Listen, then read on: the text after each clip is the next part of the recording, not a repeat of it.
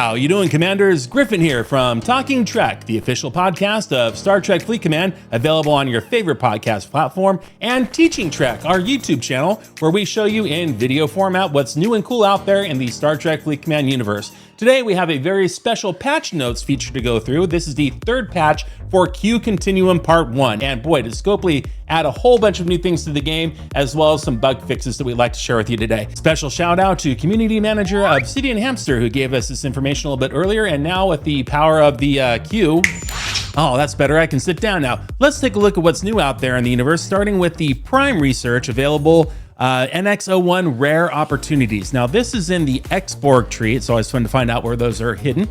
And it says, reduce the cost of rare choice opportunity chips spent to claim special opportunity chests in the NX01 refinery, and it's a bonus of 300%. Now, this is a Prime research. It costs money, and that means you need to decide if it's an important investment for you to make based on where you are in your state of the game. Let's have a look at the loop that it affects, and you can make that decision for yourself. So we're gonna go back to Enterprise, NX01, and the Xindi Aquatics loop. And if you look at the screen here, we begin by using travel tokens to fly to the Delphic Expanse where the Xindi Aquatic Hostiles live. And boy, you definitely want to have your NX01 and a good crew to beat them, because they are mega hard to hit without that. Looking at the ship for just a moment, along with its crewing and configuration here, you'll see on the screen we have the base damage huge increase against Xindi Aquatic Hostiles, which is why you want to bring that along. And with the polarized hull, you have the 9-shot deflection from each of the Xindi Aquatic weapons. That's why it's important to bring that ship.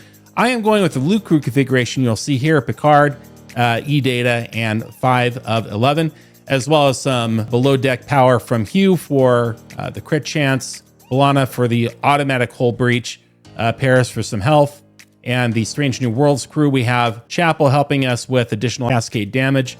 We have Pelia helping us with some isoletic defense as well below deck. And finally, we see some loot enhancements with Beer and Doctor below deck, along with 511 above deck. We have a total of 185% increase in loot drops with those 3 officers. Also note, we further enhanced the ship down below with Forbidden Tech. We have the Metreon Cascade just to kill it with fire, that huge damage against hostiles, and the new Chaos Tech specifically designed to help you with Xindi Aquatics is on here as well.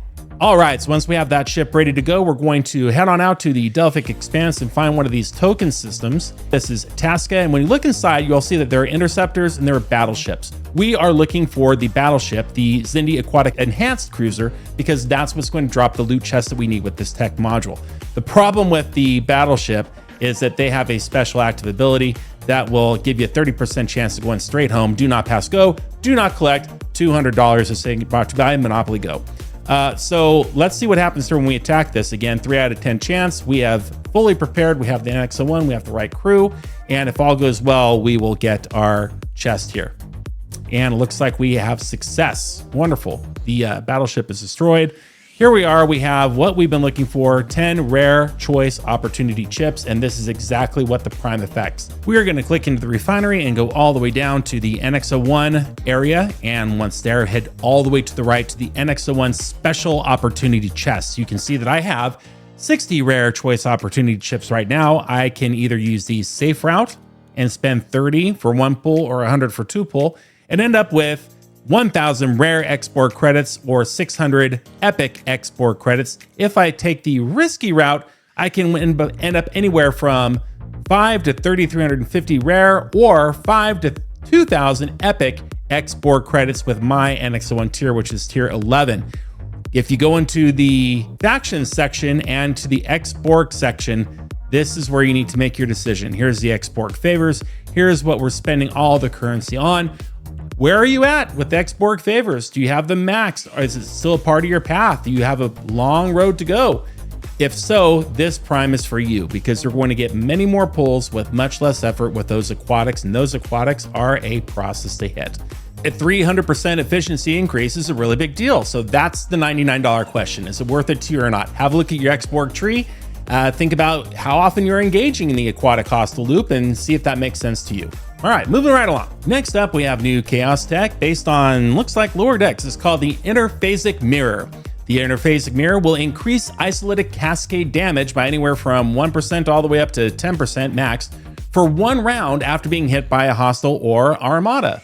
That's nice. This ability can stack. And weapons with multiple shots, of course, only trigger once per round, but that's what you can expect from this primary benefit. Also, the Interphasic Mirror can reduce isolated damage received from hostiles and armadas by anywhere from 1% on unlock all the way up to 30%.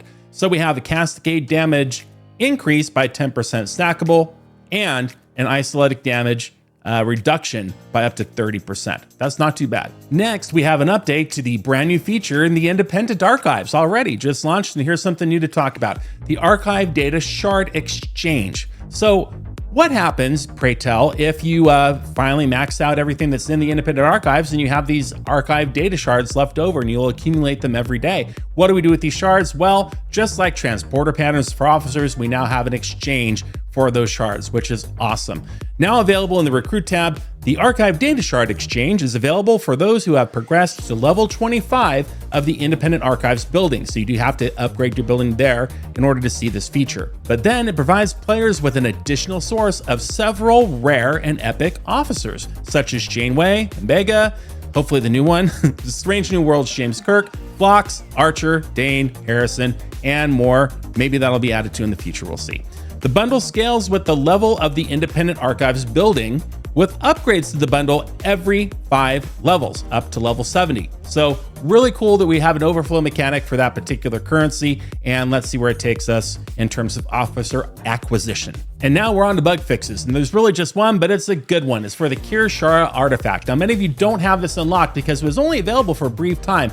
Boy, it is a love-hate relationship. I love being able to queue the amount of hostiles that I can hit, but how many times, for those of you who have the Kirshara, have you queued your 6 or 7, your 10 hostiles, went away to do something else, and then after like 1 or 2 hostiles, it's locked. Ship's locked, nothing's happening, ZZZ, we're not actually attacking anymore, even though we have them all queued up, these hostiles. Well, that's what this bug fix is intended to alleviate. They say here, they fixed an issue where a hostile in your action queue would get skipped if another player attacked your ship.